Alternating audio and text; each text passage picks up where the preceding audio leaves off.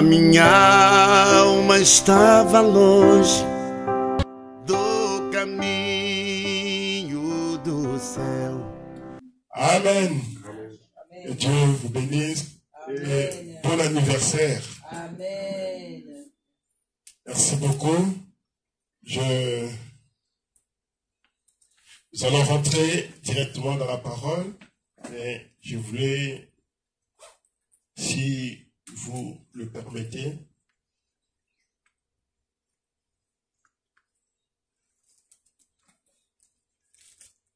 aujourd'hui, c'est une journée pour moi qui est spéciale.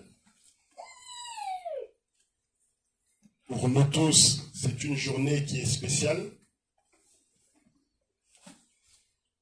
Et je remercie beaucoup le Seigneur qui nous a gardés pendant toutes ces années. Amen. Pendant 2 ans, nous sommes venus dans cette ville, mois après mois. Ce n'était pas facile, mais par la grâce de Dieu, nous sommes encore là. Amen. Je ne sais pas jusqu'à quand nous serons là, mais je crois que aussi longtemps que Dieu va continuer à nous aider et à nous soutenir, nous serons là. Nous allons d'abord lire dans la parole. Nous allons nous tenir debout.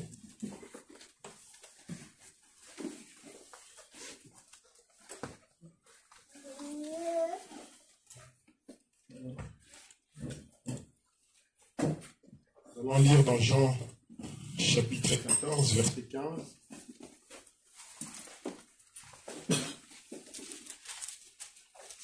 On va juste lire ça et puis vous allez vous asseoir.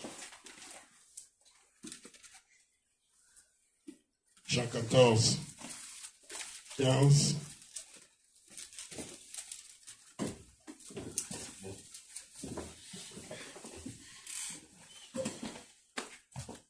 Jean 14, verset 15, la Bible dit, « Si vous m'aimez, gardez mes commandements. » Merci, vous pouvez vous asseoir.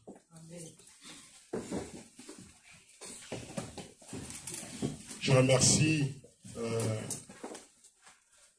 d'abord notre Seigneur Jésus-Christ pour sa grâce, pour ses bénédictions. Il nous a soutenus pendant toutes ces années, j'étais en train de les dire.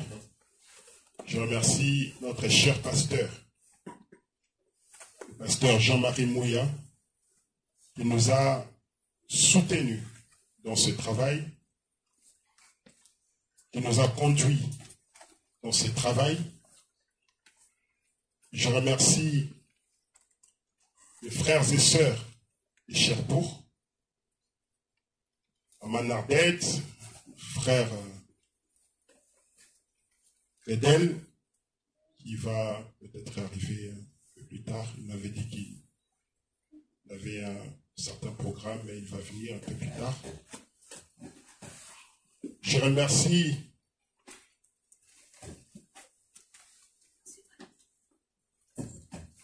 infiniment le frère Bienvenu. J'aimerais que nous puissions acclamer pour le frère Bienvenu.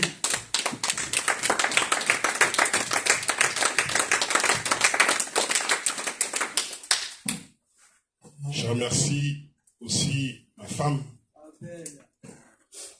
pour m'avoir aussi soutenu pendant tous ces années. C'est un travail très, très difficile que vous ne pouvez pas imaginer. Parfois, on voyait d'autres personnes le faire, on disait, bon, nous aussi, on peut le faire. On pense que c'est simple. Mais, comme je le disais le dimanche dernier, après l'intervention de Papa Bienvenu, qui nous a apporté un merveilleux message sur l'amour, je disais que en Afrique, si vous voulez commencer une église, particulièrement au Congo, vous n'allez pas avoir beaucoup de difficultés. Parce que tout le monde veut que Dieu fasse grâce, Dieu fasse quelque chose dans leur vie. Et généralement, c'est venir en Europe ou avoir beaucoup d'argent ou la guérison. Et beaucoup de gens partent à l'église pour cela. Mais c'est très différent en Europe. Très différent. En Europe, tout le monde travaille. En Europe, il fait froid. En Europe, il y a tellement de distractions. Il y a tellement de choses qui font que l'esprit de la personne, l'esprit de l'homme est emporté par ça et par ça. Et l'homme oublie que le dimanche, c'est le jour du Seigneur. Il y a un jeune homme qui était venu ici, qui était venu d'Afrique, qui, le diacre Alexis m'avait appelé pour me dire, bon, il y a un jeune homme qui a trouvé une inscription à Cherbourg, il faut que tu puisses te débrouiller pour lui trouver un endroit, pour qu'il puisse habiter là-bas. Et j'ai vu que son papa aussi m'avait appelé, lui dire, bon, pour me dire, en tout cas, le fils il est là-bas, c'est un frère, il faut que tu fasses quelque chose. Très bien, on va se débrouiller. Je crois que j'avais appelé maman Nardette, je pouvais recevoir pendant quelques temps, il était d'accord. Et après, j'ai vu avec frère Clédel, comme je savais qu'il était un peu seul, je dis, je vais voir avec frère Clédel aussi. Et il avait été accepté là-bas. Mais le jeune homme, il est venu, il est allé là-bas, après, il n'écoutait plus. Ils font l'a averti, il voulait faire quelque chose, je ne vais pas rentrer dans les détails, on l'a averti, on dit, ne fais pas ça. Mais il n'a pas écouté et il l'a fait. Et il a eu des problèmes.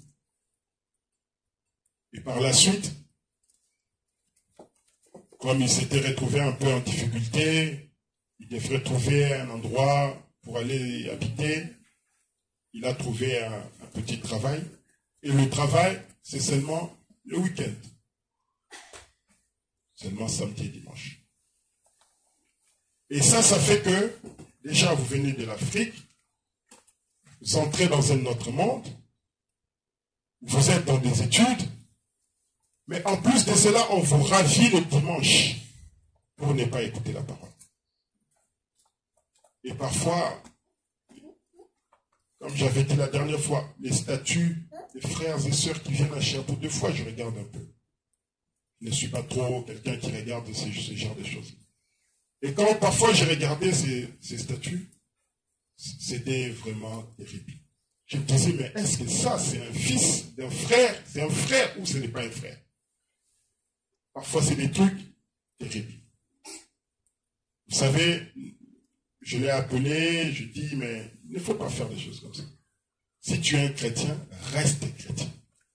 Il faut que dans ton comportement, dans ta façon de faire les choses, dans tout ce que tu fais, il ne faut pas que tu puisses laisser quelque chose qui puisse montrer que tu n'es pas un chrétien. Il m'avait écouté, mais c'est toujours difficile.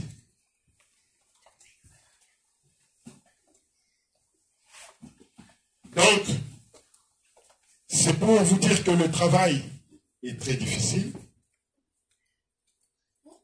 Quand nous venons en Europe, généralement nous venons pour chercher la vie. Et les gens abandonnent la parole, ils oublient Dieu, et ils vont directement dans ce qui est travail, l'argent. Et après, derrière, vous allez les voir complètement rétrogradés. Ils ne viendront plus à l'église. Vous allez voir des enfants, des filles, à un certain moment, qui vont complètement changer. Et tout ça, c'est malheureux. C'est malheureux. Parfois, je me dis, est-ce que C'est une bénédiction de venir en Europe et de rétrograder comme ça? Ou c'est une malédiction? Si je dois venir pour rétrograder, mais ça sert à quoi? Je me rappelle quand j'étais en Angola et que j'avais eu le visa, j'étais parti dans ma petite chambre et j'avais prié Dieu, j'avais dit, si c'est pour aller rétrograder, je ne veux pas. Je sais que là-bas, les femmes sont belles, la peau blanche des fois est attirante, et elles se déshabillent. Des fois, c'est difficile. Mais garde-moi, Seigneur. Et j'avais beaucoup prié pour ça, j'avais pleuré. Et par la grâce de Dieu, je suis encore là. Mais si c'est juste pour venir et devenir un Français, c'est pas mauvais de devenir Français, mais vous comprenez dans quel sens je l'ai dit. Vous abandonnez la parole, vous entrez dans les trucs des enfants de ces mondes. Ça vous regarde. Le travail doit être fait. Et il y a des gens qui vous aident, qui essayent de faire quelque chose dans la manière de leur possible pour que vous puissiez vous conduire correctement. Et lorsque vous écoutez cela, lorsque vous entendez des petits conseils, vous écoutez la parole, faites aussi de votre mieux. Ce dimanche, je n'ai pas compris, c'était très compliqué. Très compliqué. Le diable a essayé vraiment de me mettre les bâtons dans les roues, mais par la grâce de Dieu, nous avons la victoire. Amen. Nous avons la victoire. Le pasteur Célestin Tiango est en Belgique. Et il était parti le samedi et il sera avec nous à Cherbourg, mais à Caen, à partir de mercredi. Il vient le mercredi et nous pouvons toujours faire un programme, un peu pas bienvenu, si vous voulez le recevoir à la maison. Il y a toujours possibilité de s'arranger, de faire un programme, même si ça va être un peu la course, il y a toujours possibilité de faire quelque chose. Les réunions vont se tenir du 28, 28 je ne sais pas, c'est un jeudi, jusqu'à dimanche, les réunions de Pâques. Donc n'oubliez pas, si vous avez la possibilité, vous pouvez venir. Nous avons lu dans Genèse 14, nous avons écouté un message sur l'amour le dimanche passé, un message vraiment merveilleux. Et comme je l'avais dit, moi aussi j'étais en train de méditer sur quelque chose dans ce sens-là, demeurer dans l'amour de Dieu. Et j'étais vraiment béni de la manière dont Dieu avait conduit bienvenue pour nous parler sur l'amour. Moi aujourd'hui, je m'aurais parlé sur l'obéissance par l'amour. L'obéissance par l'amour. Vous savez, lorsque vous aimez quelque chose, vous êtes prêt à faire tout ce que vous pouvez pour pouvoir recevoir la chose. J'étais en train de penser à mon beau-frère qui est aux États-Unis. Lorsqu'il voulait se marier, il habitait à New York et sa fiancée habitait à Maryland. Je crois qu'entre les deux villes, ça faisait à peu près 2 à 3 heures de route. Alors, il aimait tellement sa fiancée que il travaillait à New York, mais après le travail, il prenait la route pour aller jusqu'à Maryland pour voir sa fiancée. Et parfois, il arrivait, il voyait juste sa fiancée, et après il faisait demi-tour. Il rentrait. Parce que le jour suivant, il devait travailler. Vous vous rendez compte, à faire 2 heures 2h30 pour aller juste voir sa fiancée, sa future femme, et retourner. Il y a des bouchons sur la route, il y a la fatigue du travail dans la journée, il y a aussi le carburant, mais parce qu'il aimait sa femme, parce que son cœur était emporté par l'amour pour sa femme, il faisait ce trajet-là et il ne voyait pas la distance. Et généralement, vous savez, quand un jeune homme commence à aimer une jeune fille, et lorsqu'une jeune fille, d'abord quand le jeune homme commence à aimer une jeune fille, vous allez voir que ce jeune homme-là, il devient un peu comme un fou. Il va aller dire à ses amis, moi j'aime cette fille-là. Moi j'aime cet enfant-là. C'est celle-là que je vais marier. C'est celle-là que je veux épouser. Je veux qu'elle puisse devenir ma femme. Et parfois même ses amis peuvent lui dire, mais qu'est-ce que tu trouves belle dans cette fille-là? Mais pourquoi tu veux celle-là? Mais parce que lui, dans son cœur, il y a tellement l'amour pour cette jeune fille. Il est même prêt à se séparer de ses amis, à se séparer de ses sœurs, à se séparer de ses cousines, qui sont contre lui pour cette fille-là. Il est même prêt, à cause de l'amour. Il peut aller dire ça à ses parents. Ses parents lui disent, ils peuvent lui dire, non, mais cette fille-là, elle a peut-être un mauvais caractère. Elle n'est pas belle. Elle ne vient pas à l'église. Mais ces garçons-là, puisqu'ils aiment la fille, ses oreilles sont comme bouchées. Il ne va plus entendre. Il ne va pas écouter. Et vous savez, quand l'amour d'un jeune homme arrive ou atteigne le cœur de la fille, et que la fille aussi à son tour commence à aimer ces garçons, là c'est encore pire. La fille peut même sauter les murs pour aller rejoindre le garçon. La fille peut tout faire si elle aime ce garçon-là. Elle ne va pas écouter ses parents. Elle ne va pas écouter son pasteur. Elle peut même fuir l'école pour aller prendre rendez-vous avec ce garçon-là. Est-ce que c'est la vérité?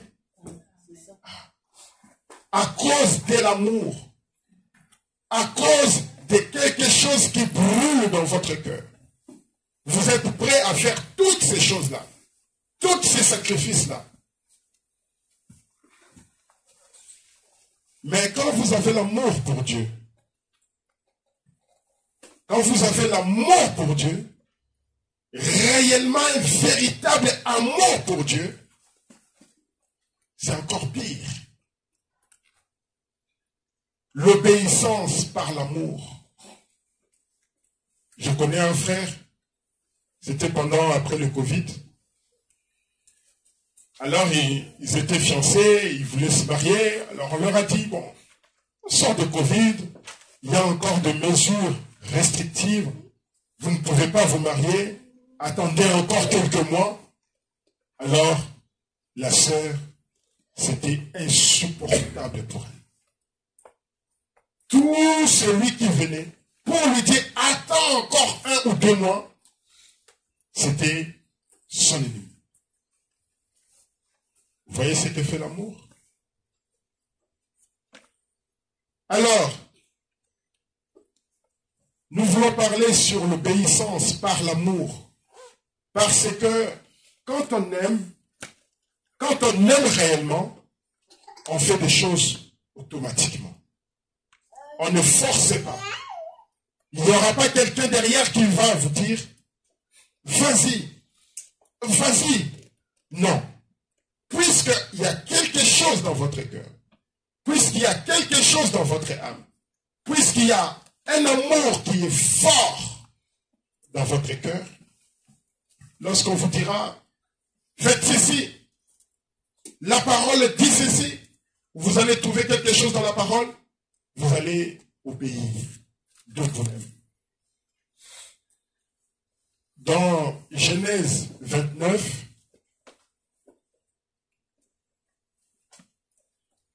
dans Genèse chapitre 29, au verset 9, la Bible dit, ici dans ces chapitres, on est en train de parler un peu de Jacob qui était allé chercher sa femme. La Bible dit au verset 9, comme il leur parlait encore, donc c'était Jacob qui parlait au berger, je ne vais pas commencer tout au début, je commence directement au verset 9. Comme il leur parlait encore, survint Rachel avec le troupeau de son père, car elle était bergère. Lorsque Jacob vit Rachel, fille de Laban, frère de sa mère, et le troupeau de Laban, frère de sa mère, il s'approcha, roula la pierre de dessus l'ouverture du puits, et abreuva le troupeau de Laban, frère de sa mère. Et Jacob baisa Rachel, il éleva la voix et pleura. Jacob apprit à Rachel qu'il était parent de son père, qu'il était fils de Rebecca. Et elle courut l'annoncer à son père. Dès que Laban eut entendu parler de Jacob, il fit un fils de sa sœur, il courut au-devant de lui, il l'embrassa et le baisa, et il le fit venir dans sa maison. Jacob raconta à Laban toutes ces choses, et Laban lui dit, certainement, tu es mon os et ma chair. Jacob demeura un mois chez Laban. Maintenant, regardez au verset 15. Puis Laban dit à Jacob, parce que tu es mon parent, me serviras-tu pour rien? Dis-moi quel sera ton salaire. Or, Laban avait deux filles. L'aînée s'appelait Léa et la cadette Rachel. Léa avait les yeux délicats, mais Rachel était belle de taille et belle de figure. Jacob aimait Rachel et il dit, je te servirai 7 ans pour Rachel, ta fille cadette. Jacob Laban qui dit, dis-moi ton salaire. Ce n'est pas parce que tu es mon parent, ce n'est pas parce que nous sommes une famille, ce n'est pas parce que tu es mon fils que tu vas me servir gratuitement. Dis-moi quel est ton salaire. Et Jacob, comme lui, dans son voyage, l'objectif de son voyage, c'était de trouver une femme. Alors il dit, moi je vais travailler pour 7 ans. Je voudrais que vous puissiez faire attention aux chiffres ici. Il dit 7 ans. Et ensuite, tu devras me donner Rachel. C'est au 7e âge. Et l'épouse apparaît. Jacob aimait Rachel, au verset 18, et il dit, je te servirai 7 ans pour Rachel, ta fille cadette. Et Laban dit, j'aime mieux te la donner que de la donner à un autre homme. Reste chez moi. Ainsi Jacob servit 7 années pour Rachel, et elle fut à ses yeux comme quelques jours. Vous voyez, l'amour que Jacob avait pour Rachel, ça fait que les 7 années s'est passé tellement vite. C'est passé tellement vite. Ensuite, Jacob dit à Laban, donne-moi ma femme, car mon temps est accompli. Il était tellement pressé par l'amour. Et il n'a même pas vu le temps passer. C'est comme je vous ai dit ici, que le frère, il pouvait faire 2 heures de route. pour aller voir la femme. Là, c'est juste l'aller. 2 heures pour retourner. 4 heures. Juste pour voir la femme.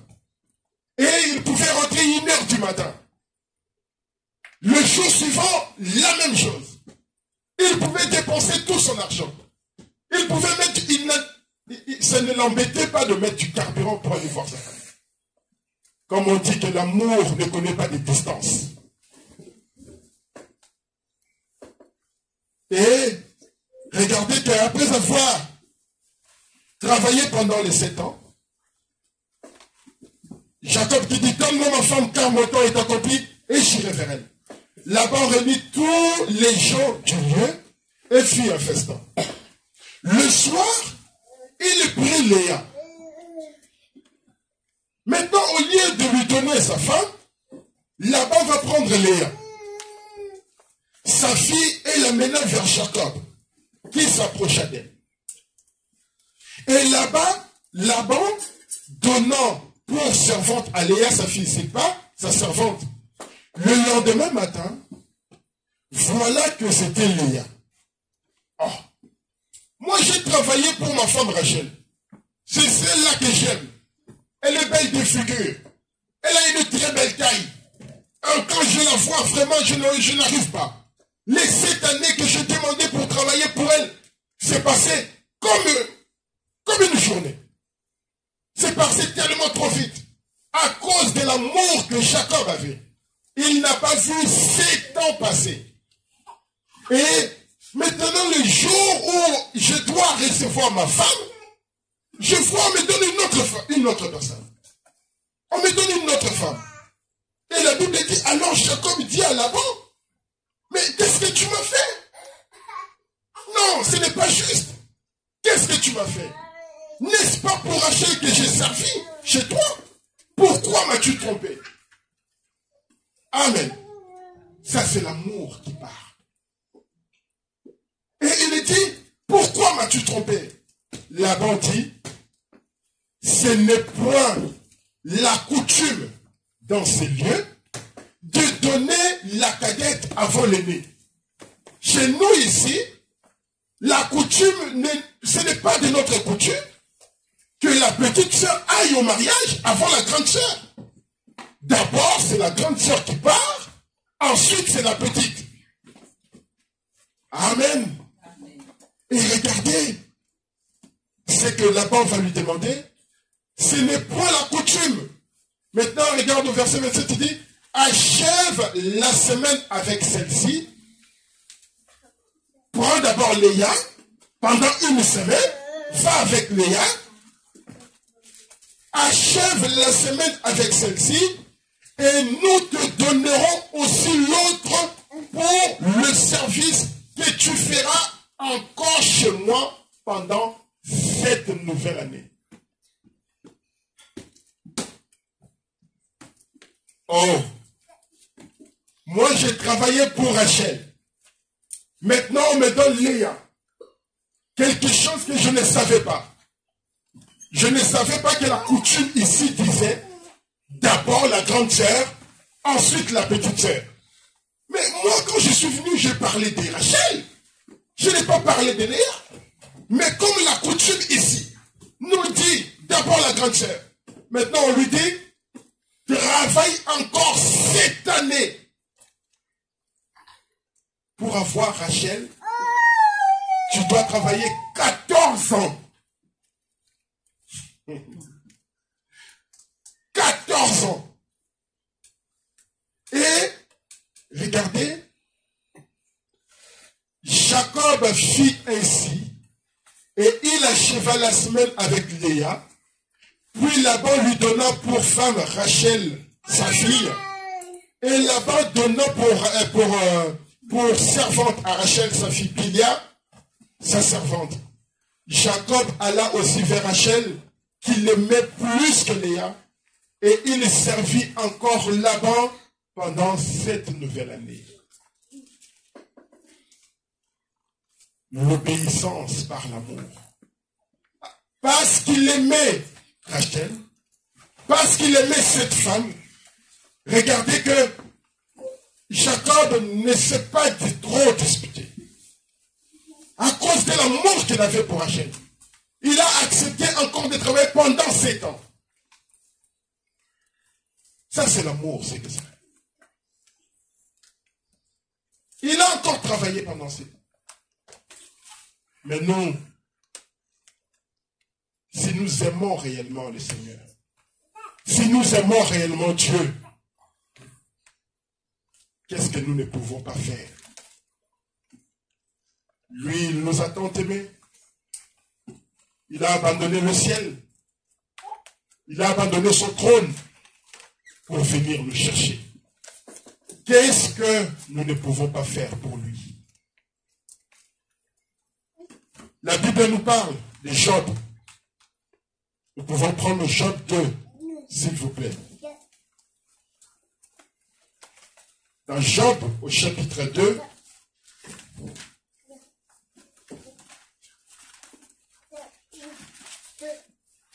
la Bible nous parle, nous dit qu'il y avait un jour, Job, qui était un homme béni par Dieu, il avait des enfants, il avait des bétails, il avait beaucoup de biens, mais c'était un homme qui aimait Dieu. À chaque fois que ses enfants sortaient pour aller faire la fête, le jour suivant, Job prenait ses enfants. Il faisait un sacrifice à Dieu. Job, chapitre 1, verset 4, la Bible dit, ses fils allaient les uns chez les autres et donnaient tour à tour un festin. Et ils invitaient leurs 3 sœurs à manger et à boire avec eux. Et quand les jours de festin étaient passés, Job appelait et sanctifiait ses fils, puis il se levait de bon matin et offrait pour chacun d'eux un holocauste. Car Job disait, peut-être que mes fils ont-ils péché et ont-ils offensé Dieu dans leur cœur. C'est ainsi que Job avait coutume d'agir. Vous voyez? Il aimait tellement le Seigneur. À chaque fois que ses enfants étaient là, à gauche à droite, ils allaient, ils faisaient la fête. Ils pouvaient venir pour dire, mais peut-être qu'ils ont péché. Peut-être qu'ils ont fait quelque chose de mauvais. Peut-être qu'ils se sont souillés. Peut-être qu'ils ont regardé quelque chose qui n'était pas correct pendant la fête. Quand on est dans la fête, on peut faire tout ce qu'on veut. On va prendre du bière, du vin, de la bière, on danse, on fait tout ce qu'on veut. Peut-être que mes enfants ont péché. Peut-être que mes enfants ont fait quelque chose de mal. Alors il va prendre ses enfants, il va les sanctifier. Et il va prendre des sacrifices. Il va donner à Dieu. Seigneur, pardonne mes enfants. Il va faire une prière. Seigneur, pardonne mes enfants. Ils ont peut-être fait quelque chose de mal. Pardonne-le. Et on dit que c'était la coutume. Maintenant, un jour, pendant que les enfants de Dieu étaient réunis, la Bible nous dit au verset 6, « Or les fils de Dieu vinrent un jour se présenter devant l'Éternel. Et Satan vint aussi au milieu d'eux. » Pendant que les enfants de Dieu étaient réunis, Satan aussi, lui, il vient au milieu des enfants de Dieu. Et Frère parle de 3 sortes de croyants. Nous pouvons être ici, mais ce n'est pas tout le monde qui croit exactement. Ce n'est pas tout le monde que Dieu a fait peut-être la grâce d'être un élu.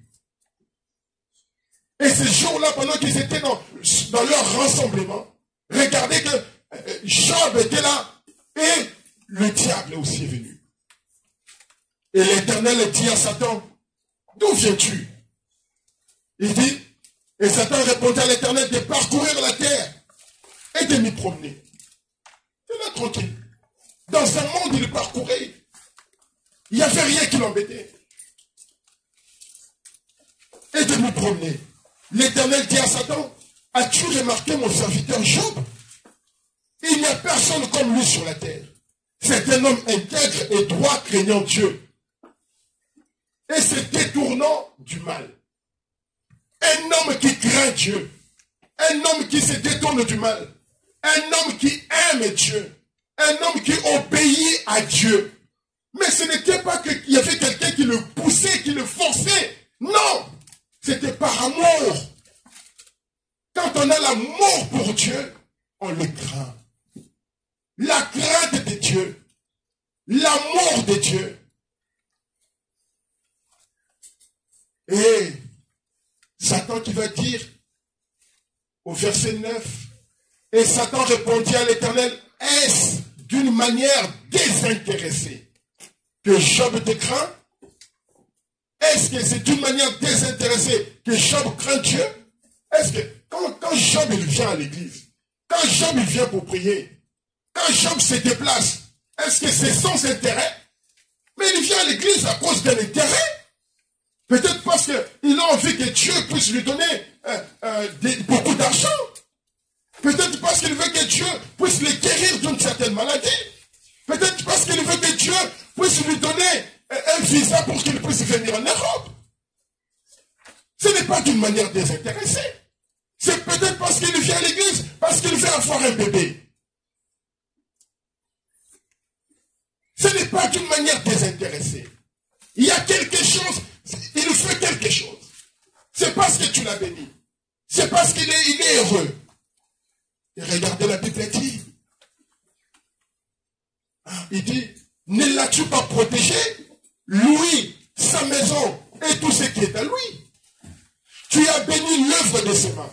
Et ce troupeau couvre le pays.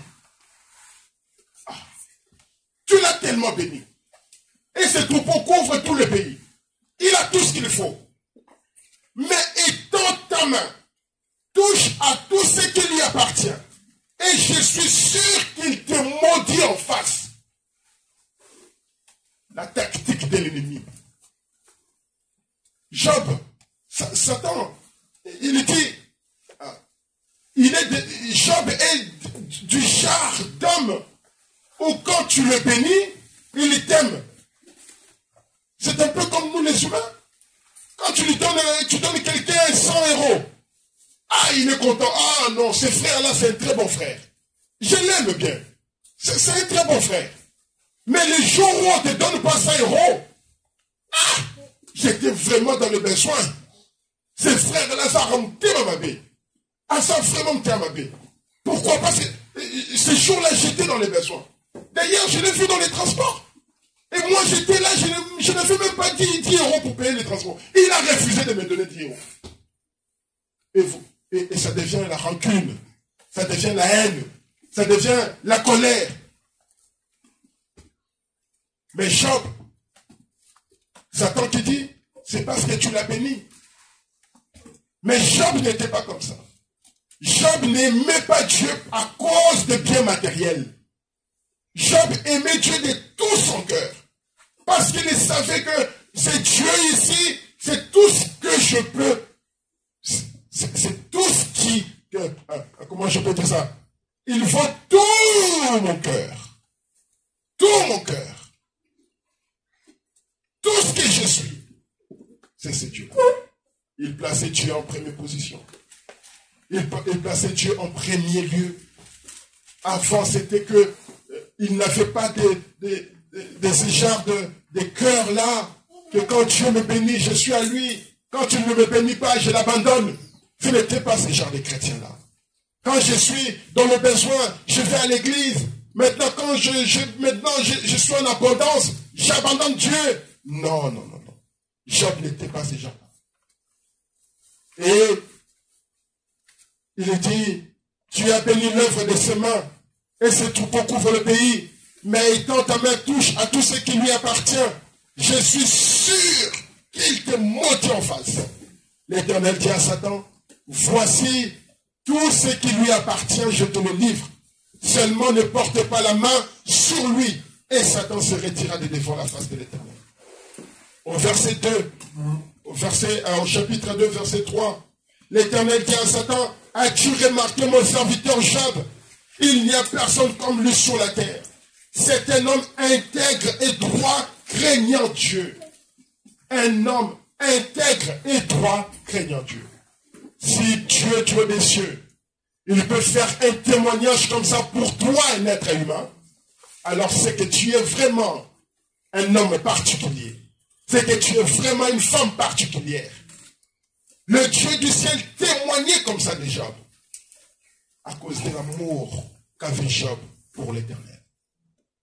Et il dit, un homme intègre et droit craignant Dieu, et se détournant du mal, il demeure ferme dans son intégrité. Il demeure ferme dans son intégrité. Et tu m'excites à le perdre sans motif. Et Satan répondit à l'Éternel, poche pour peau, tout ce que possède un homme, il le donne pour sa vie.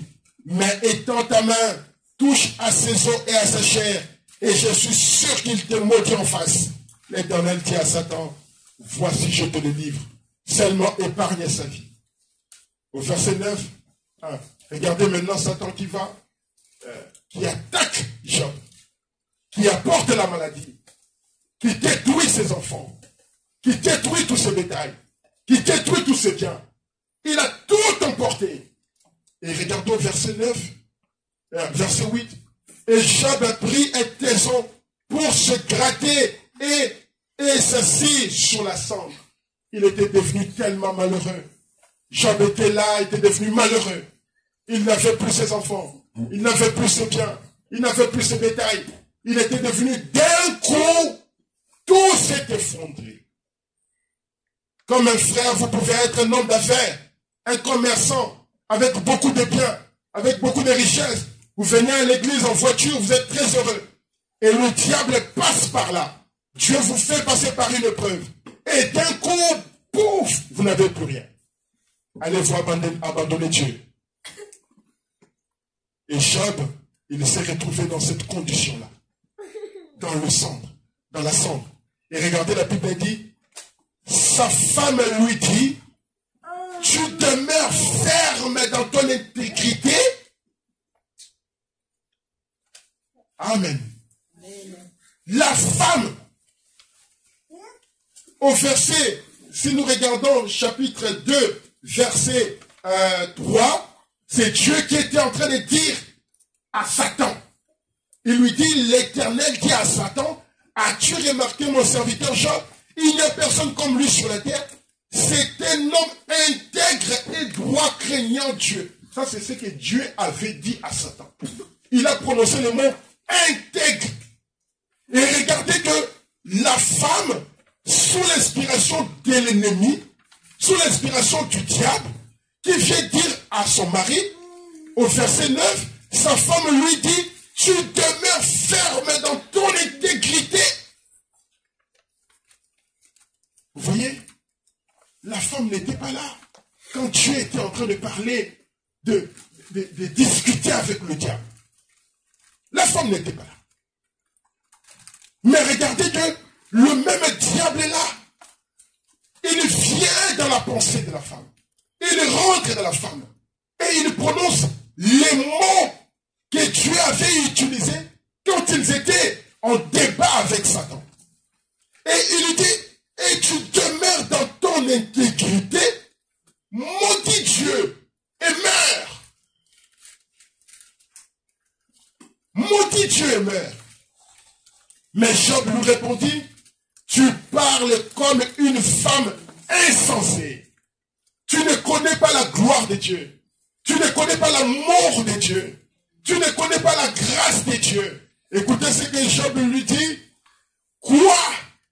Nous recevons de Dieu le bien et nous ne recevrions pas aussi le mal. Oh, mes frères et sœurs, si vous pouvez comprendre ces choses, lorsque tu aimes quelqu'un, et c'est bien, et c'est parti faible, et c'est parti fort, tu le prends. Quand un homme accepte une femme, tu ne prends pas une femme pour que demain tu puisses dire que non, je ne le savais pas. Elle était comme ça, elle était comme ça. Non! Quand tu choisis une femme, et le bien, et le mal, tu prends. Amen. Est-ce que c'est pas vrai?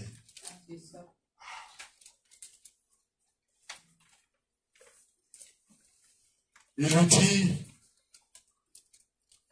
et nous ne recevrions pas aussi le mal. En tout cela, Job ne pécha point par ses lèvres. Job, malgré cette dure épreuve, malgré ces combats difficiles, il n'a pas péché. Parce qu'il aimait Dieu. À cause de l'amour qu'il avait pour Dieu, il demeura ferme à la parole. L'amour de Dieu. Vous êtes prêts à sacrifier. On me raconte une histoire d'un parent, d'une maman qui avait son bébé.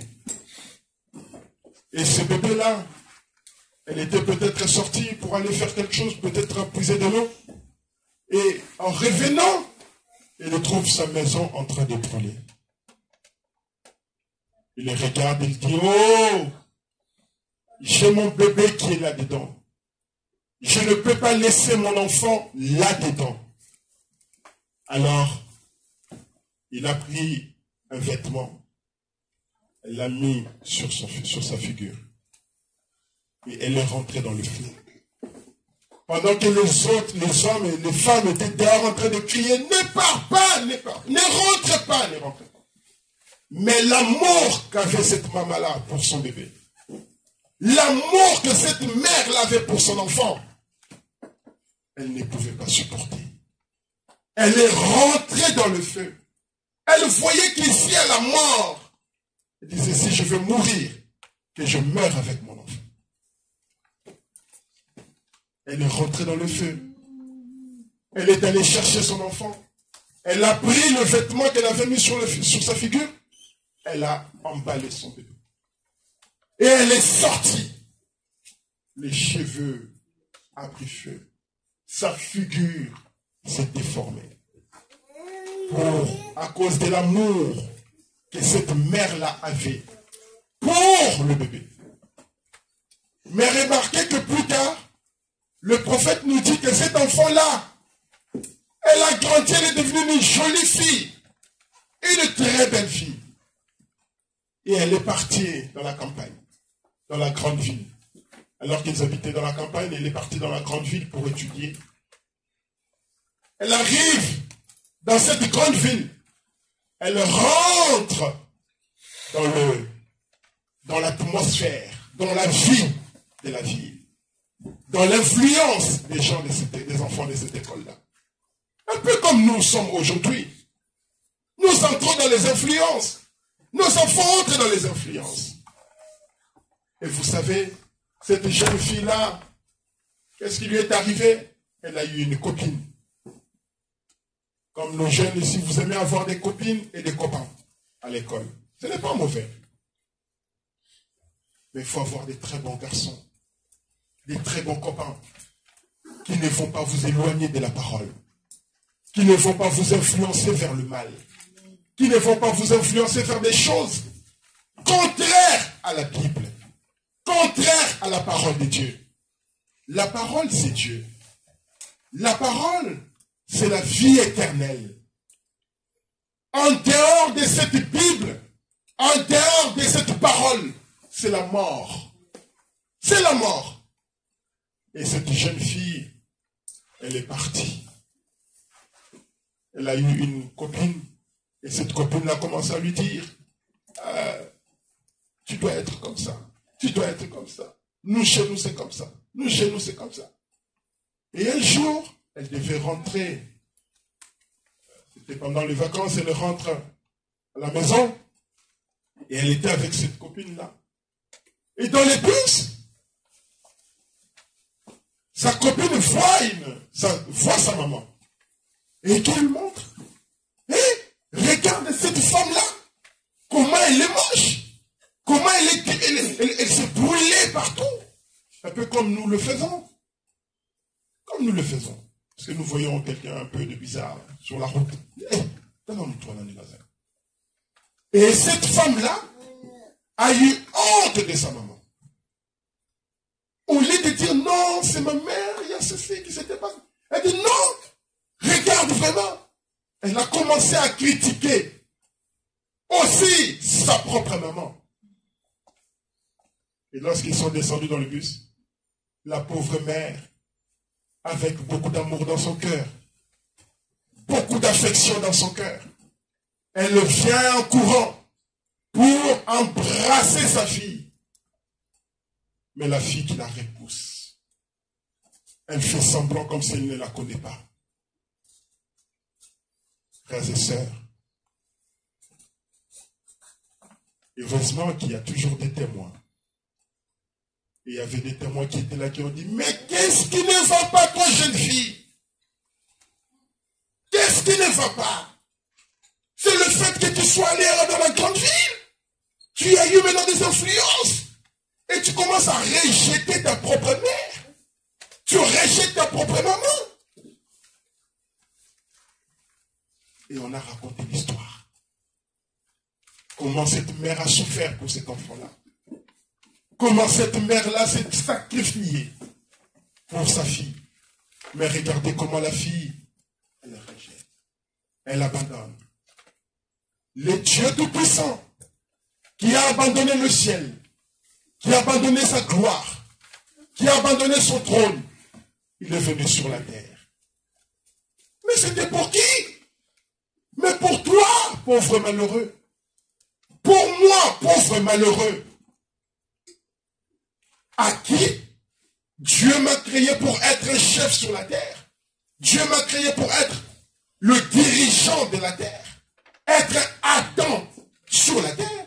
Être Dieu sur la terre. Dieu m'a créé avec tous ces pouvoirs-là. Mais moi-même, je me suis vendu au diable. Adam s'est vendu au diable. Et qu'est-ce qui est arrivé? Adam qui s'est vendu au diable. Maintenant, le créateur du ciel et de la terre, il vient pour sauver la race d'Adam. Il vient pour sauver la postérité d'Adam. Mais Adam ne reconnaît pas. L'enfant d'Adam ne reconnaît pas. L'enfant d'Adam ne reconnaît pas le sacrifice qui a été consenti pour que Dieu puisse descendre sur la terre et venir le sauver. Ils ont crié qu'il soit crucifié, qu'il soit crucifié et que son sang retombe sur nous et sur nos enfants. Ne sachant pas qu'ils étaient en train de crucifier le créateur des cieux et de la terre qui était venu dans le but de les ramener là où ils étaient au commencement. De les ramener dans la pleine gloire. Mais ils n'ont pas obéi. L'obéissance par l'amour, mes frères. L'amour dont nous sommes en train de parler. L'amour que Frère Bienvenu nous a parlé. Ce n'est pas l'amour d'un homme avec une femme. L'amour d'un homme avec une femme, c'est un amour. Ce n'est pas un amour parfait. C'est un amour, comme le prophète l'a dit, l'amour filial. L'amour qu'on a envers son père, sa mère, ses frères, ses sœurs. C'est un amour filial. Mais il y a un amour. Cet amour-là, c'est l'amour divin. C'est un amour où, même quand un homme te fait du mal, même quand un homme te fait la peine, même s'il était prêt à te détruire, auras-tu cet amour-là pour le pardonner? Auras-tu cet amour-là pour le supporter? Auras-tu cet amour-là pour l'aimer? Voilà l'amour divin. Voilà l'amour que Dieu est venu pour placer dans notre cœur. Et cet amour-là, nous l'aurons seulement si nous demeurons dans sa parole. Seulement si nous demeurons dans sa parole. Nous pouvons avoir nos amours. Ah bon, celui-là c'est mon pote. Celle-là c'est ma copine. Quand je vois qu'il y a un autre qui s'approche, non, je ne veux pas qu'elle soit avec l'autre parce que c'est ma copine. Mais l'amour ici, c'est un amour parfait. Vous savez, un jour je lisais, même le prophète disait quelque part, il dit, Dieu a donné le temps au diable pour qu'il se répande. Il lui a donné même la possibilité de se repentir. Dieu a donné au diable le temps, la possibilité qu'il se répande. Mais il ne s'est pas répandu. Quel amour! Un homme qui a ravi le 2/3 des anges, qui a détourné tout cela, qui voulait se placer à la place du grand Jéhovah. Mais Dieu lui donne encore la possibilité de se repentir. Et vous avez des petites rancunes. Vous avez des disputes. Nous avons des querelles. Nous avons des indifférences. Nous voulons être plus que l'autre. Mais Christ, lorsqu'il est venu, lui, l'amour parfait, il s'est assis, il a pris un bassin d'eau, il a commencé à laver le pied des disciples. Et Pierre qui dit, non, moi, tu ne me laves pas le pied. Il dit, non, non. Si tu ne te laves pas le pied, tu ne vas pas participer avec moi. Tu ne rentreras pas au ciel. Après, il leur dira, si moi, votre maître, je fais ça, vous aussi, vous devez le faire. Il a montré l'humilité. Il a montré l'humilité avec un amour parfait. Mais nous, qu'est-ce que nous faisons? Nous sommes très orgueilleux. Nous allons lire un peu dans Jean chapitre 15, verset 7.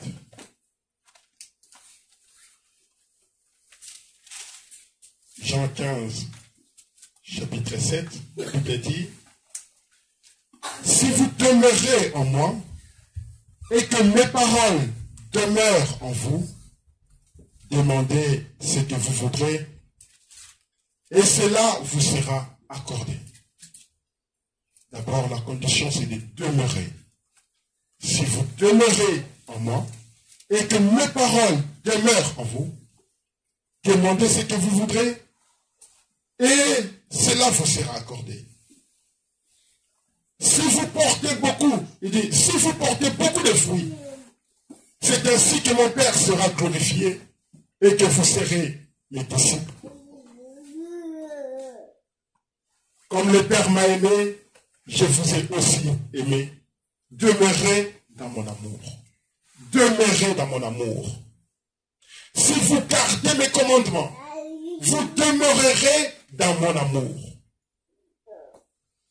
Si vous gardez mes commandements, vous demeurerez dans mon amour. Pour rester dans l'amour de Dieu, vous devez obéir à la parole. Vous devez garder la parole. Et cette parole ici a une vie en elle qui fait que lorsque vous mangez la parole, il y a Christ qui naît dans votre cœur.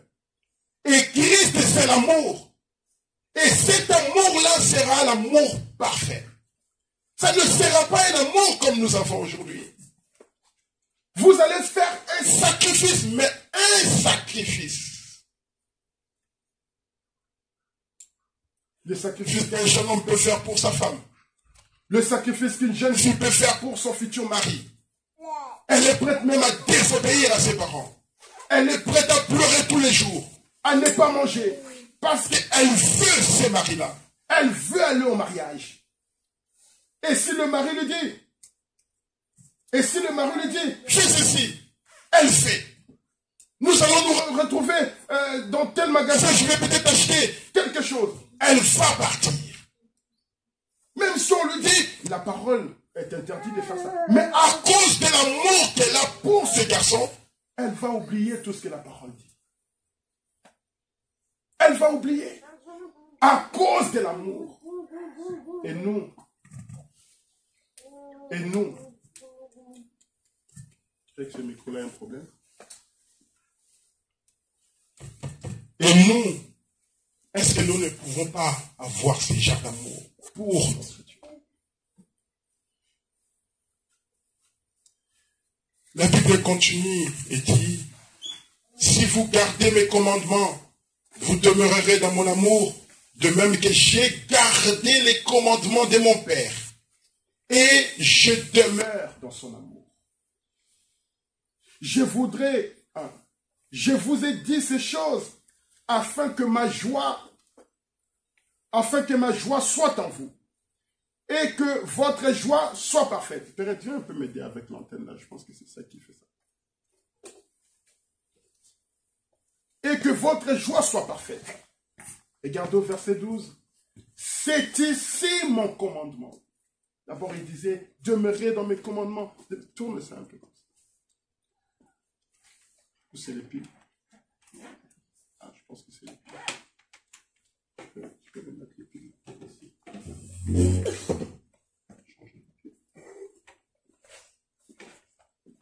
Et regardez au verset 12, il dit, c'est ici mon commandement. Aimez-vous les uns les autres comme je vous ai aimé. Comme je vous ai aimé. Ça veut dire que de la même manière, moi je vous aime, vous aussi aimez-vous exactement de la même manière. Mais qui peut aimer comme Dieu si ce n'est Dieu? Qui peut aimer comme Dieu si ce n'est Dieu lui-même? Il faut que ce Dieu-là vienne entrer dans votre cœur. Il faut que ce Dieu-là vienne se matérialiser dans votre cœur. Il faut que ce Dieu-là vienne se rendre réel dans nos vies pour que nous puissions aimer les autres exactement comme nous. Et il dit, il n'y a pas de plus grand amour. Ah, c'est ce que j'ai cherché le dimanche dernier, papa bienvenue avec lui. Il n'y a pas de plus grand amour que de donner sa vie pour ses amis. Il n'y a pas de plus grand amour que de donner sa vie pour ses amis. Mais sa vie ici, on ne dit pas que d'aller prendre ton corps et de te faire exploser. Non! Parce que quelque part, Paul a dit, même si je donne mon corps pour être brûlé, si je n'ai pas l'amour. Vous voyez? Donc ce n'est pas donner son corps pour être explosé, comme on voit avec tout ce qui se passe aujourd'hui. Des terroristes. Ils font ça au nom de l'islam.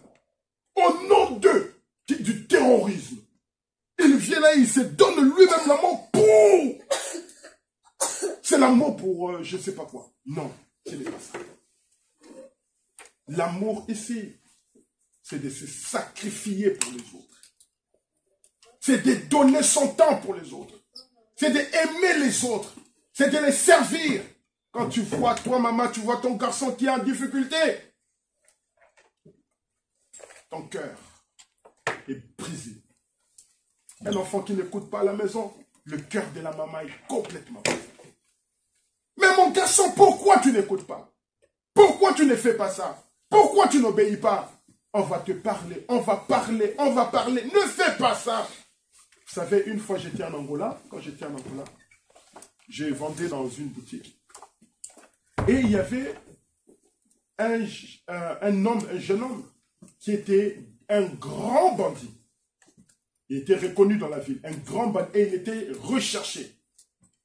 Et pendant que j'étais assis, je vois une voiture blanche qui me passe devant, et 2 minutes plus tard, j'entends pof, paf. C'était des balles. Et la voiture est partie. Je sors comme tout le monde, un peu curieux, mais qu'est-ce qui s'est passé? Il y a eu des balles. Je vois l'homme par terre en train de giser. Il venait de se faire tuer. Alors, les autres sont venus. Il y avait beaucoup de gens qui venaient. Des jeunes qui venaient, ils disent, « Eh, mais c'est un tel !»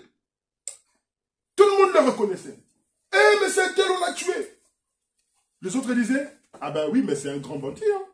Bah, c'est un grand bandit, hein. Il a payé hein, tout ce qu'il faisait. » Mais, pendant que les autres disaient c'est un grand bandit, et bon, il a payé, tout ça, je vois des mamans qui viennent. Eh, mon enfant! Eh, mon enfant! Eh, mon enfant! Je me suis dit, Seigneur, même le plus grand bandit de la ville a quand même des gens qui l'aiment. Il y a quand même ses parents qui l'aiment, malgré son état de grand banditisme, qui rentre dans les maisons, qui tue, qui vole, qui viole. Mais il y a au moins des gens qui aiment cet homme-là. Et qui pleurent sa mort. Vous voyez l'amour de Dieu? C'est au-delà. Au-dessus de tout ce que nous pouvons voir. Frère Branham nous dit dans l'alliance inconditionnelle, c'est bon? Ça marche pas? Bon. Pardonnez-moi.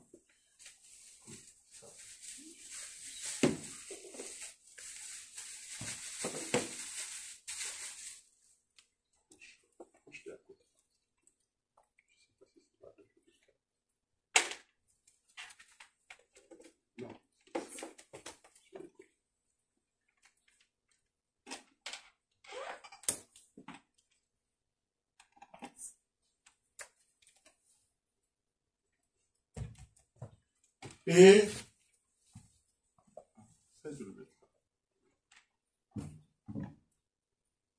Frère Branham dit dans l'alliance inconditionnelle, au paragraphe 25, je vais juste lire un peu et puis on va terminer. Branham nous parle ici d'Abraham.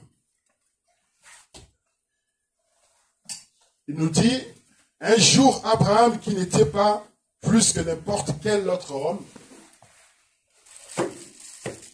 peut-être autant que nous le sachions, il est sorti de Babylone. Peut-être qu'il était un idolâtre. Mais Dieu, par élection, c'est Dieu qui choisit. Nous ne pouvons pas choisir. C'est Dieu qui choisit. Nous n'avons rien à faire avec cela. Quand Dieu t'a choisi, il ne t'a pas posé la question.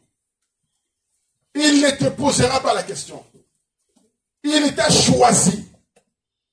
Comme nous choisissons nos épouses, pourquoi seulement celle-là et pas quelqu'un d'autre?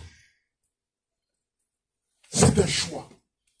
Et vous allez vous souvenir, dans le choix d'une épouse, les prophètes avaient dit que nous avons cette liberté de choisir. Dieu nous a donné cette possibilité-là de faire un choix. Et Dieu ici nous dit, et le prophète nous dit, que Dieu, c'est Dieu qui choisit. Au paragraphe 26, il dit, un homme pourrait dire, oh frère, j'ai cherché Dieu. J'ai cherché. Nul n'a cherché Dieu. L'homme nous dit, personne n'a cherché Dieu. Il n'y a aucune disposition dans l'homme pour chercher Dieu. Aucun homme, à n'importe quelle époque ou dans n'importe quel âge, n'a cherché Dieu. C'est tout à fait l'inverse. C'est Dieu qui cherche l'homme. Ce n'est pas l'homme qui cherche Dieu. Jésus a dit, nul ne peut venir à moi si mon Père ne l'attire. Est-ce vrai? Amen.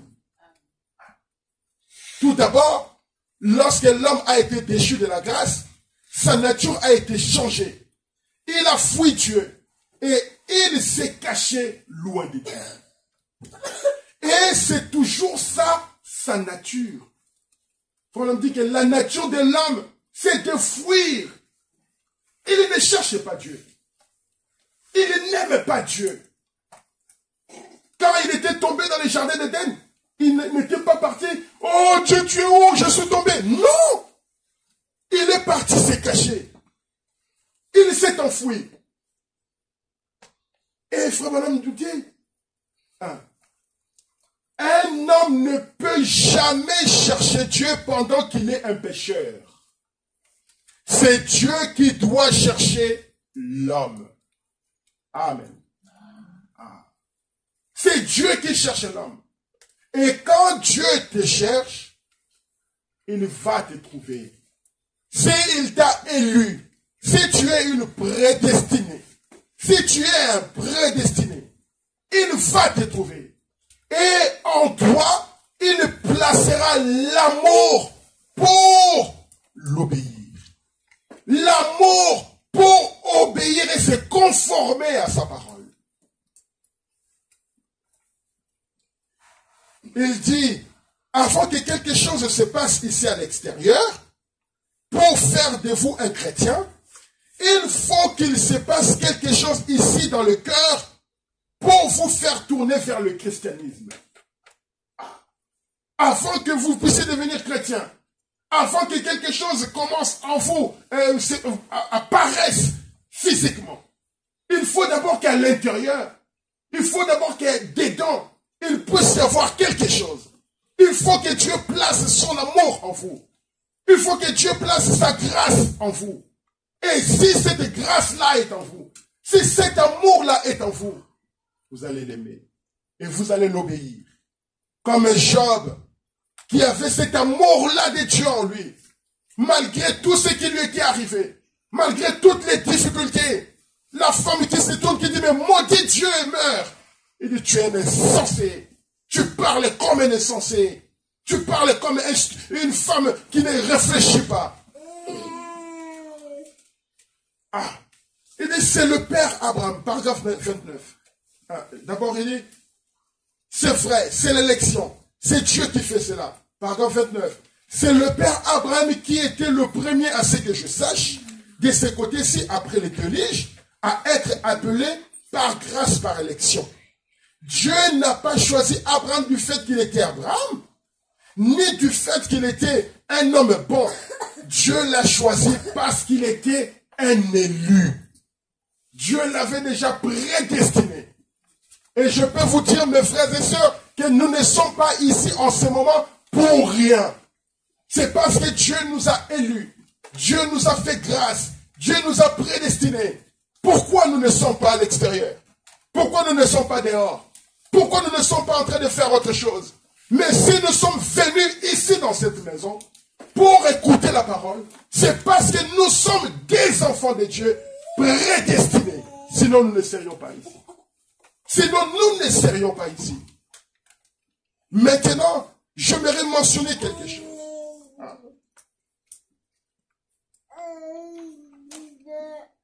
Et d'abord, il dit, Dieu n'a pas choisi Abraham du fait qu'il était Abraham, ni du fait qu'il était un homme bon. Dieu l'a choisi parce qu'il était un élu. C'est Dieu qui l'a fait. Maintenant, j'aimerais mentionner quelque chose. Vous ne pouvez pas faire de vous-même ce que vous... il dit, vous ne pouvez pas faire de vous-même ce que vous n'êtes pas. Vous ne pouvez pas faire de vous-même ce que vous n'êtes pas. Si vous n'êtes pas un chrétien, vous ne serez pas un chrétien. Si vous n'êtes pas une fille de Dieu, vous ne serez pas une fille de Dieu. On peut venir, on peut crier, ma soeur vient, mon frère vient, écoute la parole. C'est comme la femme de Lot. Malgré tous les efforts qui ont été faits, malgré tout ce qui ont été fait, les anges sont venus frapper à la porte. Les anges sont venus, ils sont rentrés. Lot, prends tes filles, prends ta femme, demande à tes voisins, demande à tes gendres de sortir avec toi. Nous allons détruire la ville. Mais qu'est-ce qu'il fait Lot? Lot qui va vers ses enfants, ses gendres. Sortons, car le pays va être détruit. Est-ce qu'ils ont écouté? Ils n'ont pas écouté. Pareil pour Rahab. Rahab est allé dire aux autres, à ses voisins, à ses voisines, les espions lui ont dit, écoute, Rahab, merci de nous avoir reçus dans cet endroit. Merci de nous avoir cachés ici dans ces lieux. Maintenant, tout ce que tu aimes, ta famille, dis-leur de venir entrer ici. Parce que lorsque nous reviendrons, Jéricho va être détruit. Mais toi, tu placeras ces fils cramoisis sur la fenêtre. Tu dois placer ces fils. Et toutes les maisons qui seront détruites, mais la tienne, parce qu'il y aura ces fils cramoisis, ne sera pas détruite. Et Rahab qui va chercher les autres. Venez rentrer. Venez rentrer. Venez rentrer.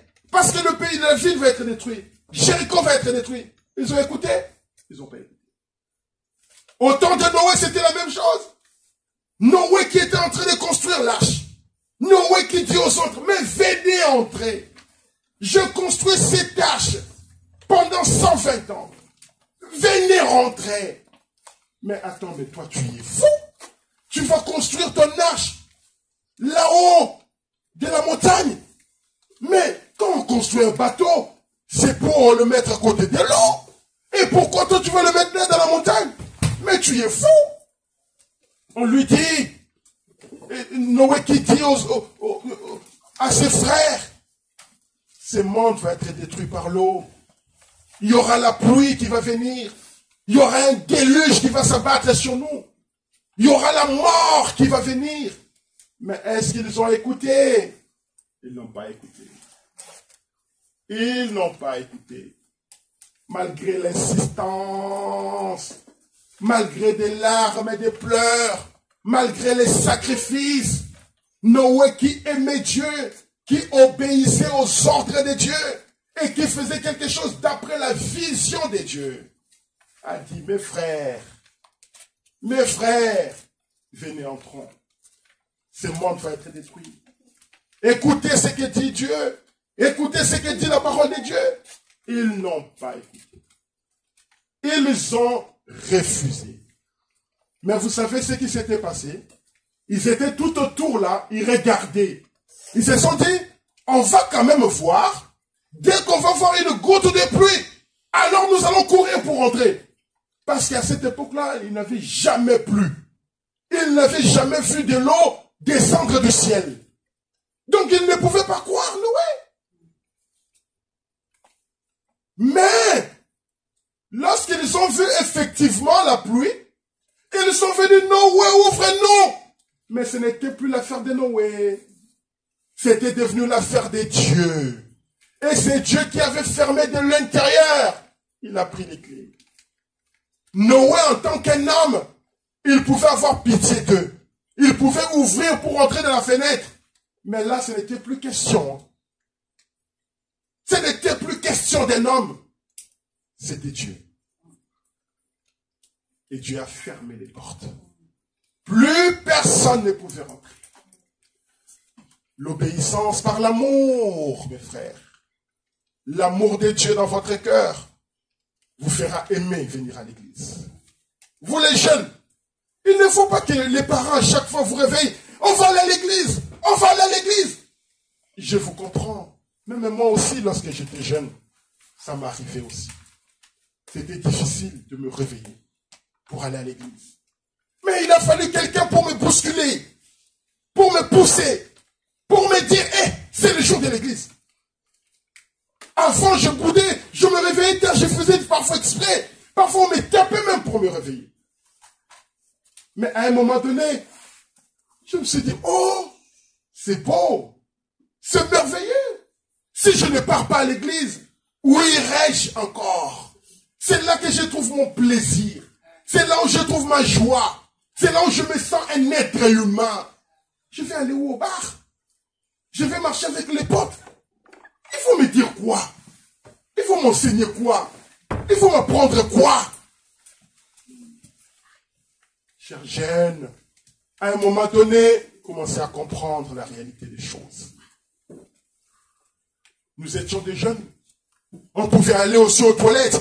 Parfois, on n'a même pas envie de faire pipi, mais on va quand même aux toilettes pour aller parler un peu là-bas avec les autres. Pour aller se bousculer un peu là-bas aux toilettes. Papa Bienvenu était huissier, il peut vous dire. Parfois, on devait mettre quelqu'un à côté là-bas pour dire aux enfants, rentrez là-bas. Vous faites quoi ici? Allez à l'intérieur. Allez rester là-bas, dehors, dedans. Oh non, là-bas, il fait chaud. Au Congo, il fait très chaud. Avec cette foule de personnes. Mais vous êtes là-dedans. Parfois, vous transpirez. Vous avez faim.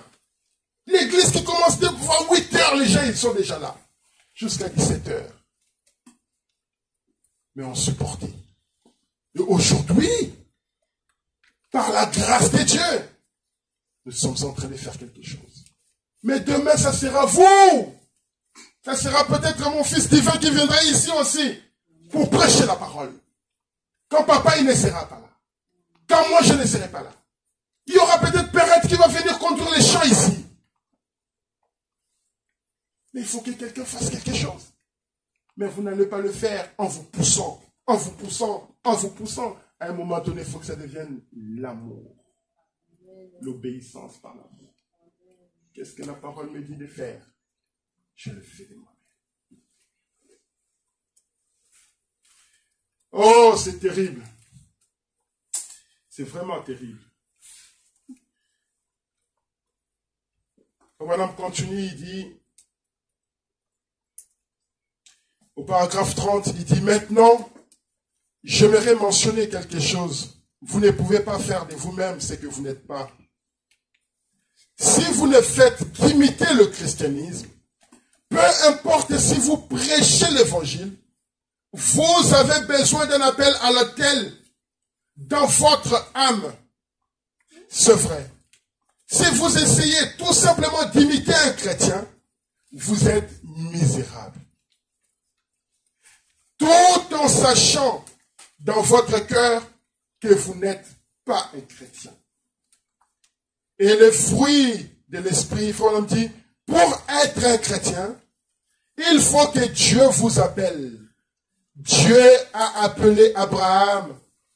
Il lui a donné, 3 points, il l'a élu. 31. Et bien remarquez, lorsque Dieu appelle un homme, maintenant écoutez, ce n'est pas parce qu'il était meilleur par rapport à quelqu'un d'autre, non. Ce n'est pas parce que tu es meilleur que Dieu t'appelle. Mais c'est parce que Dieu l'avait appelé. Maintenant, ceci, c'est pour les chrétiens. Remarquez. Et puis, après que Dieu l'a appelé, il lui a dit, la première chose que j'aimerais que tu fasses. Quand Dieu l'a appelé, il lui dit, la première chose que j'aimerais que tu fasses, c'est de te séparer. C'est ce que Dieu fait aujourd'hui. La séparation. Quand Dieu a appelé Abraham, il lui a dit, j'aimerais que tu te sépares. Sépare-toi des choses du monde. Sépare-toi de ces choses qui t'empêchent d'avancer. Sépare-toi de ces choses. Je vais lire une citation et je vais arrêter. Voilà, on part dans Jéhovah Jireh.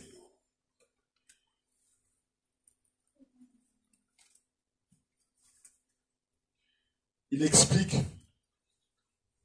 que Dieu a fait une alliance.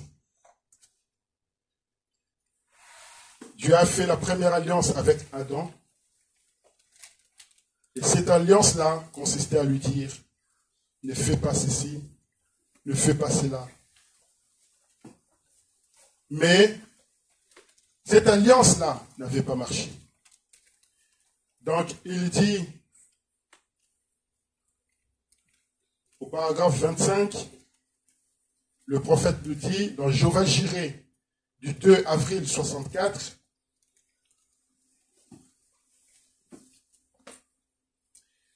au paragraphe 25, le prophète dit, j'aimerais aussi vous faire remarquer autre chose de ce 12e chapitre. Donc, le prophète avait lu Genèse 22.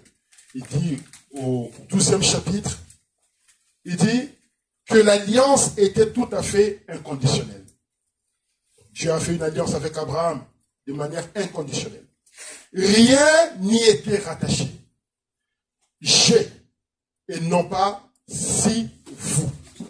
Aucun si n'était rattaché à cela. Donc, on dit que quand Dieu a fait cette alliance avec Abraham, il n'y avait pas de si toi tu fais, moi aussi je vais faire.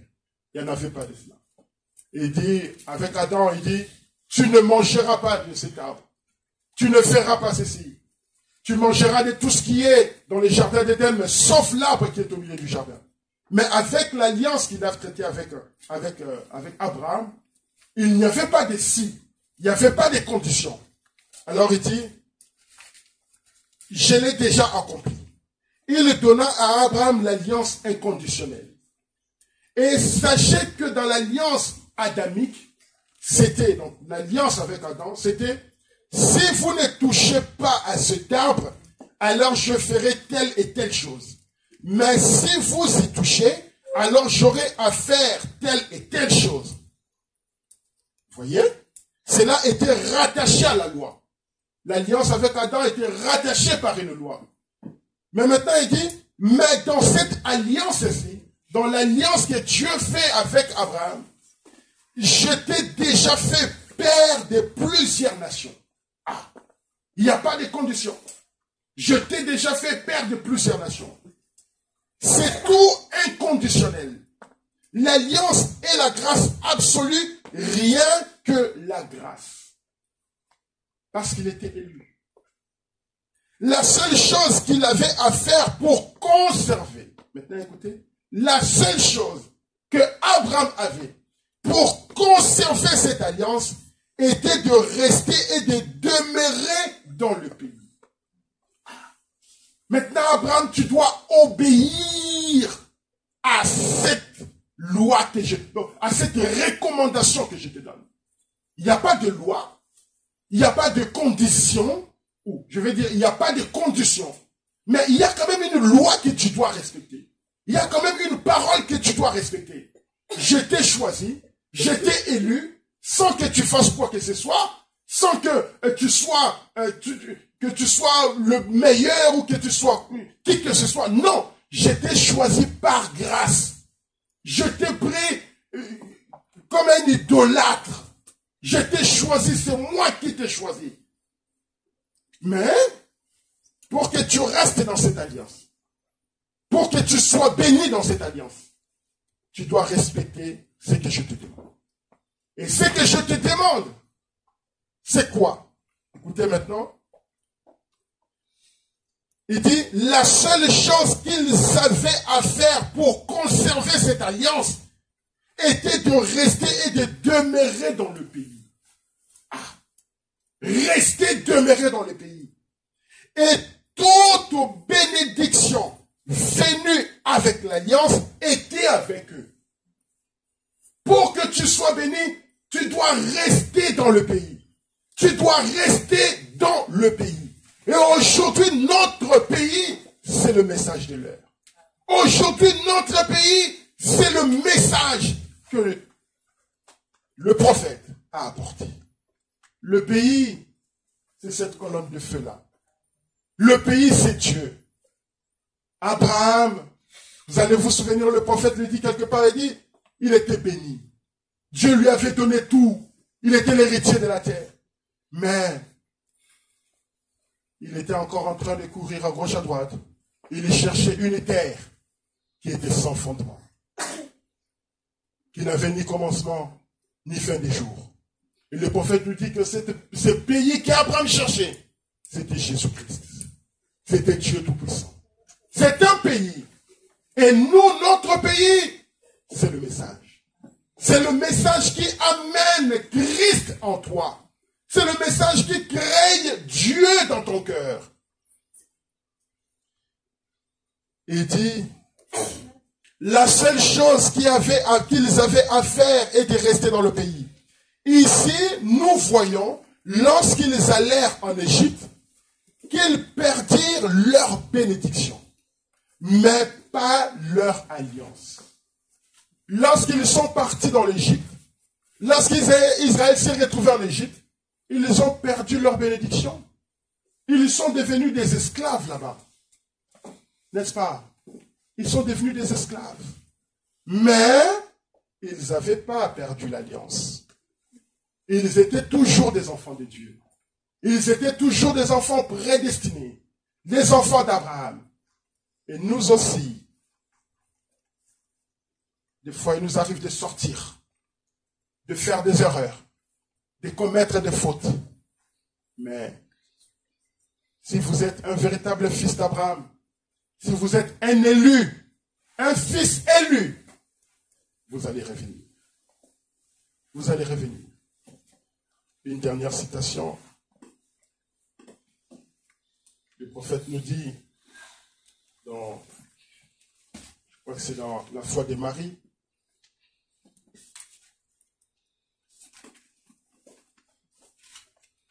Madame nous dit dans la foi de Marie,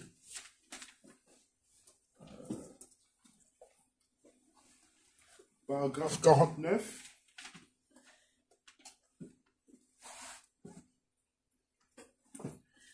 Madame dit, prenez garde de ne pas attendre. Tous ceux qui ne reçurent pas le sceau de Dieu reçurent la marque de la bête. Vous savez ce qu'était la marque de la bête? C'était de rejeter le sceau de Dieu. Dans l'Ancien Testament, lorsque la trompette retentissait et que le sacrificateur sonnait de la trompette, si un esclave ne voulait pas devenir libre, on devait le sceller. On lui perçait l'oreille avec un poisson. Il était alors esclave le reste de sa vie. Lorsque vous entendez la parole, lorsque vous entendez le son de la trompette, mais vous n'avez pas voulu écouter ce que la trompette dit, ce que la trompette veut dire, si vous n'écoutez pas ce que le message vous demande, si vous ne voulez pas rester dans la parole, il dit, on prenait le jeune homme, la jeune femme, le vieil homme, que ce soit, on lui perçait l'oreille. Et il dit, on lui perçait l'oreille avec un poisson, il était alors esclave le reste de sa vie. Parce que la parole a été proclamée et vous n'avez pas fait attention à cela. Parce que le message a dit ce qu'il fallait faire et vous n'avez pas écouté. Un peu comme avec Noé, un peu comme avec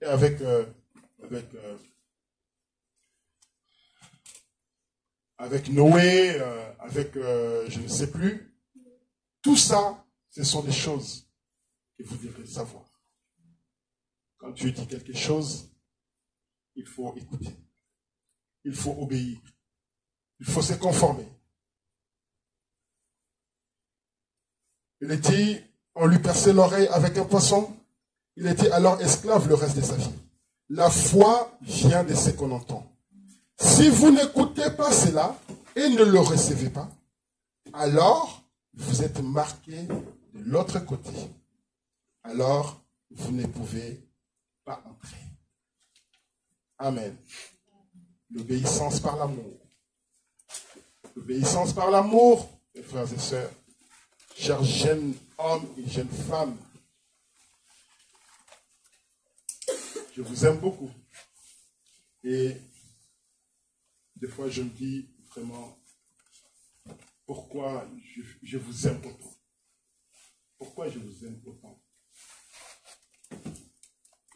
Regardez, le prophète dit au paragraphe 43, ces pécheurs qui étaient peut-être à l'écoute en ces moments, Seigneur, puisse-t-il abandonner sa vie maintenant même?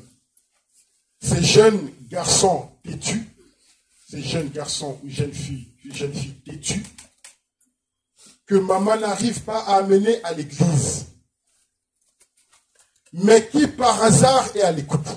Vous au moins, jeune homme, jeune femme, jeune fille, les enfants, vous qui êtes venus à l'église, vous êtes en train d'écouter ces choses.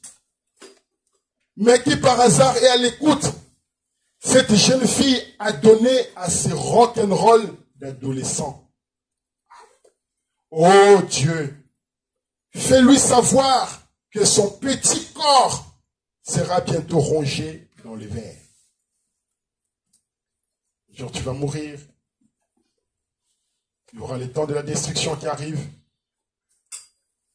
Alors, cette âme errante, cette âme qui est en vous, le vrai vous, errante, se retrouvera là au milieu des démons, des tourments, pendant tous les âges à venir.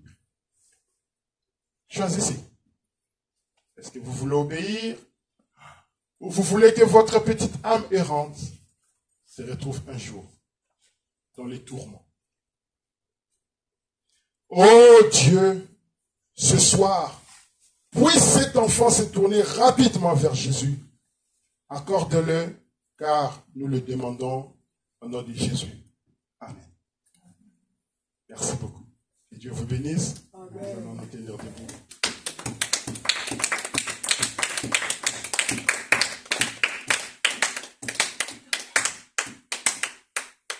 Nous avons apporté un petit gâteau pour souffler à l'occasion de notre deuxième anniversaire. Comme il ne reste plus beaucoup de temps, je vais demander à Bienvenue de venir et on va prier. Ensuite, nous allons rentrer chez nous. Est-ce que vous avez apprécié la parole? Oui. Priez beaucoup pour moi et pour Frère Bienvenu.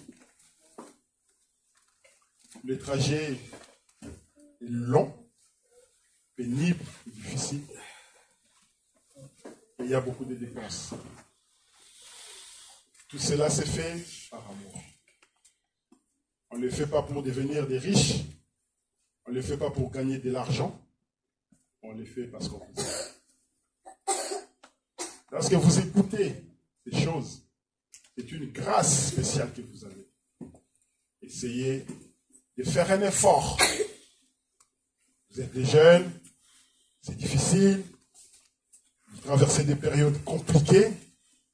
Mais un jour, vous allez aussi devenir des papas. Vous allez aussi avoir des enfants. Et vous allez comprendre que, il fallait vraiment suivre ce chemin-là. C'est un chemin de bénédiction, de gloire et beaucoup d'honneur. Amen. Nous allons nous tenir debout. Miséricorde insondable,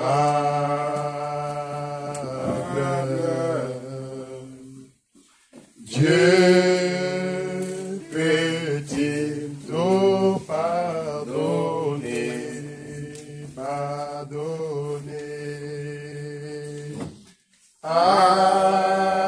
absurde ainsi grand coupable,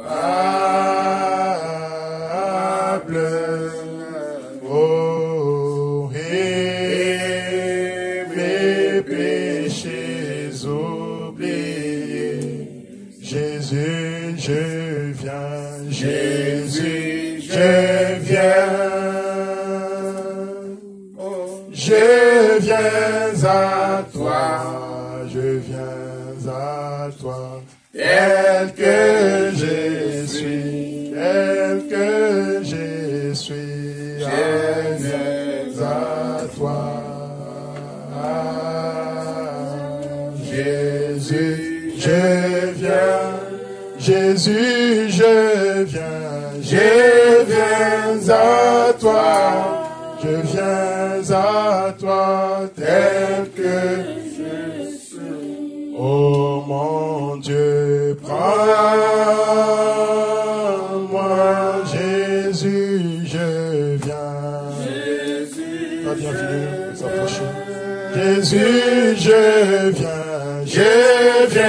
à toi. Je viens à toi tel que je suis. Tel que je suis,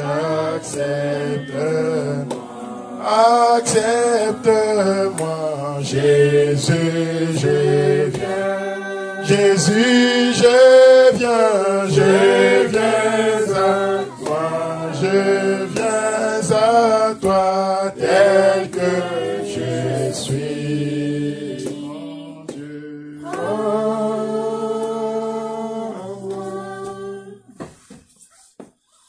Dieu, notre Père, toi, le Seigneur éternel, toi, le Dieu réel et véritable, toi, le Dieu de paix et Dieu d'amour, toi qui nous as choisis, qui nous as aimés, dès avant la fondation du monde, nous venons humblement devant ta face.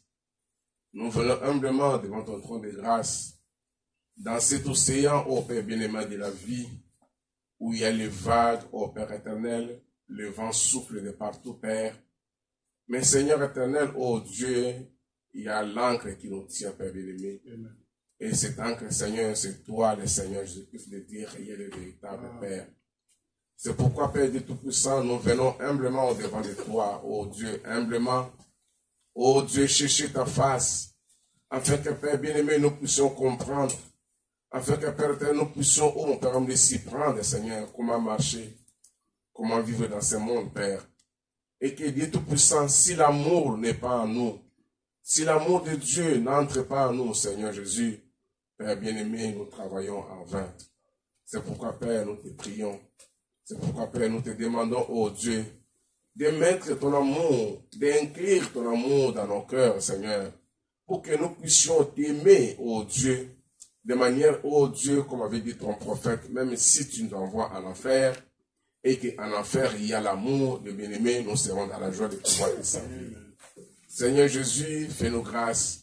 Et nous te demandons de pouvoir nous assister, Seigneur, de faire comprendre, ô Dieu, à tout le monde, Père, qu'en venant ici, Père bien-aimé, ce sont des sacrifices. En venant ici, Père bien-aimé, c'est pour te rencontrer. En venant ici, Père bien-aimé, pour que tu parles, Seigneur, à tes enfants. Laisse que tu puisses, ô Dieu, parler directement, te révéler, Seigneur, à tout un chacun, Père, ô Dieu, parce que nous nous attendons à toi. C'est vrai, nous pouvons, en tant qu'humains, parler d'une manière ou d'une autre. Mais Seigneur, si toi, tu ne te révèles pas, ô Dieu, c'est rien, Seigneur Jésus. C'est pourquoi nous avons besoin de toi dans tout ce que nous faisons. Père bien-aimé, ton prophète dit, même dans les moindres choses que nous puissions faire dans ce monde, ô Dieu, nous devons suivre la voie par laquelle toi, tu as pourvu, ô Père éternel. Et ainsi, Seigneur Jésus, si nous le faisons ainsi, Père bien-aimé, nous serons dans l'assurance bénie, Père. C'est pourquoi nous remettons tout entre tes mains, Père. Ainsi, tu as été avec nous, ô Dieu, pendant tout ce temps, durant les 2 ans, mon Père, mon Dieu, tu as marché avec nous. Le reste du temps, Père, nous le confions à toi. Parce que, Père bien-aimé, tu as dit, la Bible dit que nous sommes des humains conçus dans l'iniquité, nés dans les péchés et venus dans ce monde en profond des mensonges, Père. Et nous n'avons rien, Seigneur. C'est pourquoi, Père, nous regardons à toi. Que toi seul, oh Dieu, tu puisses faire de nous ce que toi tu veux. Pour que, Père, nous puissions arriver à faire, oh Dieu, et accomplir ton plan. Parce que toi, tu veux accomplir ton œuvre, Seigneur, au travers de nous. Sois béni à jamais, sois élevé à jamais, et sois avec nous, mon Seigneur, mon Dieu. Et que, Père, tu puisses nous soutenir, nous bénir, et de pouvoir aussi rentrer avec nous, mon Père, mon Dieu. Protège-nous en chemin, garde-nous plus près de toi, Seigneur, et que ta parole puisse nous environner. Et que, Père bien-aimé, nous soyons comme, oh, de tout ça, un cancrélat dans une bouteille mis au milieu de tout ça, de coqs et de poules, Père bien-aimé. Oh Dieu, même si le cancrélat peut avoir peur, oh Dieu, mais on ne l'atteindra jamais du tout, Père. Je m'abandonne tout entre tes mains et je ne compte que si ta grâce, Père. Reçois l'honneur, la gloire, la puissance pour tout ce que nous avons demandé. Nous croyons que tu le feras dans le nom tout-puissant, dans le nom merveilleux, dans le nom qui est au-dessus de tous les noms de notre Seigneur et Sauveur Jésus-Christ. Nous avons ainsi prié, demandé. Amen. Amen.